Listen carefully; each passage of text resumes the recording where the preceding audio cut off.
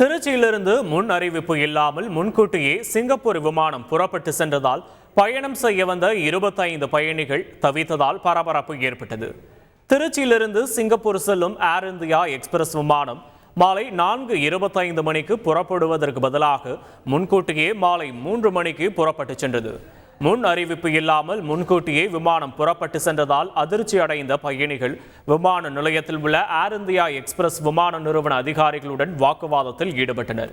தங்களுக்கு விமான நிறுவன அலுவலர்கள் சரிவர பதில் அளிக்கவில்லை என்று குற்றம் சாட்டியுள்ள பயணிகள் சரியான நேரத்தில் சிங்கப்பூர் சென்றடையாவிட்டால் தங்களின் வேலை பறிபோகும் அபாயம் இருப்பதாகவும் வேதனை தெரிவித்தனர்.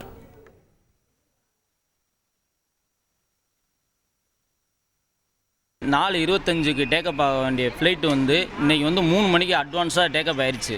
இதுக்கு ஆன்சர் பண்ணுங்கன்னா ஏர் இண்டியா எக்ஸ்பிரஸ் அதிகாரியை யாருமே எங்களுக்கு சரியான ஆன்சர் கொடுக்கவே இல்லை, ஒன்றும் இல்லை.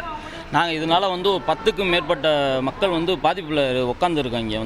ஆனால் எங்களுக்கு பெனால்ட்டி கொடுக்க மாட்டாங்க, டிக்கெட் மட்டும் சேஞ்ச் பண்ணி கொடுக்க மாட்டாங்க. அதுவும் எங்களுக்கு தேவையான டைமிங் கிடையாது. அதே மாதிரி நாங்கள் சிங்கப்பூருக்கு இன்றைக்கி போய் சேர்ந்தாதான் எங்களுக்கு வேலை. நாளைக்கு நாங்கள் போகலைன்னா எங்களை வேலையை ரிசைன் பண்ணி எங்களை அனுப்பிச்சி விட்ருவாங்க.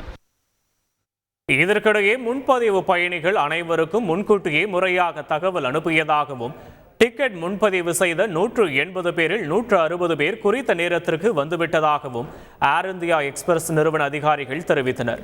மீதமுள்ளவர்கள் மட்டுமே தகவல் தெரியாமல் தாமதமாக வந்ததாகவும் அவர்களுக்கும் மாற்று ஏற்பாடு செய்து கொடுக்கப்பட்டு விட்டதாகவும் அவர்கள் தெரிவித்தனர்.